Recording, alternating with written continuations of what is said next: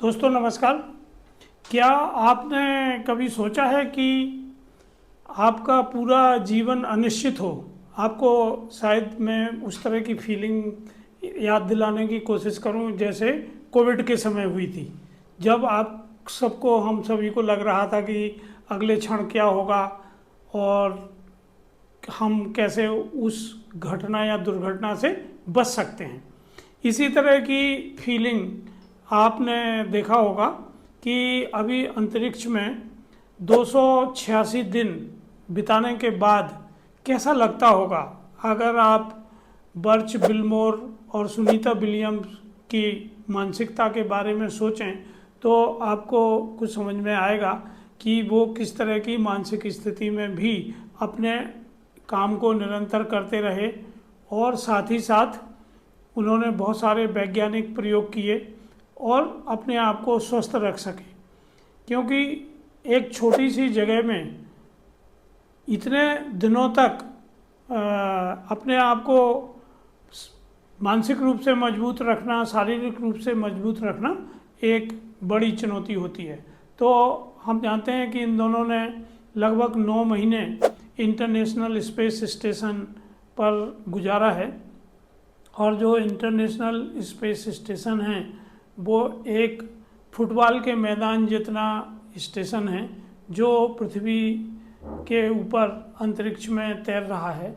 और ये स्टेशन 5-6 देशों के सहयोग से संचालित होता है और वही देशों ने मिलके इसे बनाया है। तो इस स्टेशन पर अलग अलग समय पर अलग अलग क्रू या वैज्ञानिक जाके प्रयोग करते हैं और कुछ दिन रहने के बाद वहाँ लौट के आ जाते हैं। तो जब इन दोनों को भेजा गया, सुनीता विलियम को और बर्च बिलमोर को, तो इन्हें केवल 1 हफ्ते ही रुकना था। पर जिस विमान से ये गए थे उस विमान में खराबी आ गई और उस विमान को बाद में बिना अंतरिक्ष यात्रियों के पृथ्वी पर लाया गया। इसकी वजह से इन्हें वहाँ रुक जाना पड़ा और इस वजह से इन दोनों ने, ख़ासतौर से सुनीता विलियम्स ने, क्योंकि उन्हें काफ़ी अनुभव है स्पेस स्टेशन में रहने का, तो वो अब विश्व की पहली ऐसी महिला बन गई हैं जिन्होंने स्पेस स्टेशन पर सबसे अधिक वक्त गुजारा है। तो इसमें अगर हम देखें कि हमारे शरीर के ऊपर क्या असर होता है तो सबसे पहली बात होती है कि ये भारहीनता की स्थिति है। मतलब आपके ऊपर कोई ग्रेविटी फोर्स नहीं होता है, तो यहाँ आप चलते नहीं हैं बल्कि आप हवा में हमेशा उड़ते रहते हैं। तो जब आप चलेंगे नहीं, आपके शरीर पर कोई भार नहीं होगा, तो इसका सबसे बुरा असर आपके पाँव पे होता है और आपके पाँव फिर जब आप धरती पे आते हैं तो एकदम से आप खड़े होने की स्थिति में नहीं रहते। ये बेबी फुट जैसे हो जाते हैं, बच्चों के पाँव जैसे होते हैं। दूसरी जो स्थिति होती है वो है खान पान को लेके, क्योंकि यहाँ आपको जो भी खाना मिलता है वो डब्बों में बंद खाना होता है जिसको आपको गर्म करके या ठंडा करके खाना होता है और उसी खाने को खाने की आदत आपको निरंतर डाल लेना पड़ती है ताकि इससे आपको पर्याप्त विटामिन और दूसरे सभी तत्व मिल सकें, प्रोटीन वगैरह, इससे आपका शरीर स्वस्थ रहे। तीसरी चीज़ होती है पीने का पानी। तो पीने का पानी स्टेशन में बहुत सीमित मात्रा में उपलब्ध होता है, इसलिए जो अंतरिक्ष यात्री वहाँ होते हैं उनको अपने पसीना और अपने पेशाब को भी रिसाइकिल करके यूज़ करना पड़ता है। तो ये एक बहुत बड़ी चुनौती होती है। अगली चीज़ जो अंतरिक्ष में होती है वो होती है कि आपको एक अलग तरीके से साइकोलॉजी विकसित करना पड़ती है, क्योंकि आपका सोशल कॉन्टैक्ट लगभग ख़त्म हो जाता है। केवल आप मशीनों के ज़रिए अपने स्पेस कंट्रोल सेंटर से कनेक्ट होते हैं और उसी में आप अपने दिनचर्या को मानव सभ्यता से जोड़े रख सकते हैं। आपने देखा होगा कि सुनीता विलियम्स हर त्यौहार को वहाँ मनाती थीं और अपनी खुशियाँ जाहिर करती थीं, अपने काम करती थीं।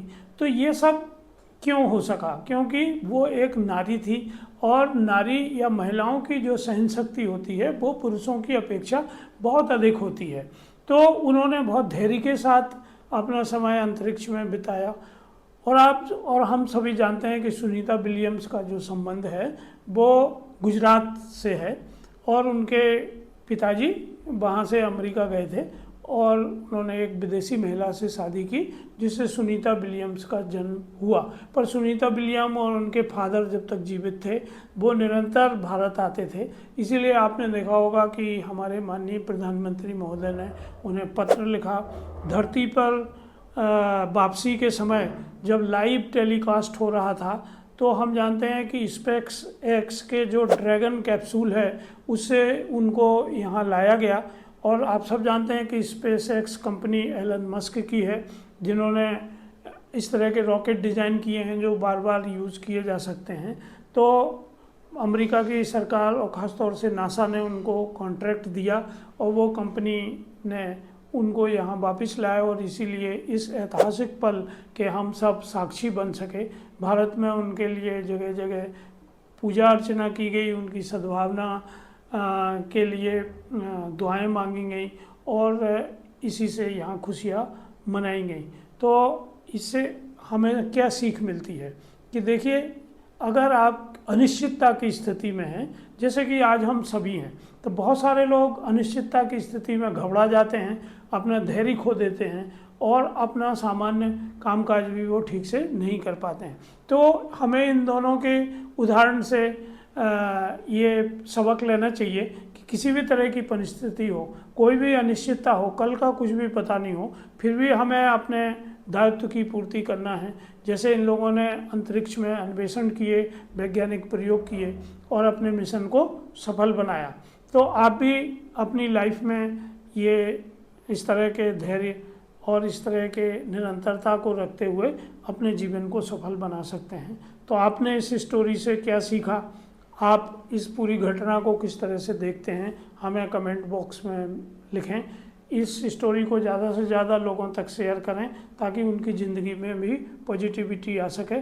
तो आइए मिलते हैं अगले नए वीडियो में, जिसमें इसी तरह की और जानकारी हम आपको देने की कोशिश करेंगे। धन्यवाद, नमस्कार। Don't forget to like and subscribe.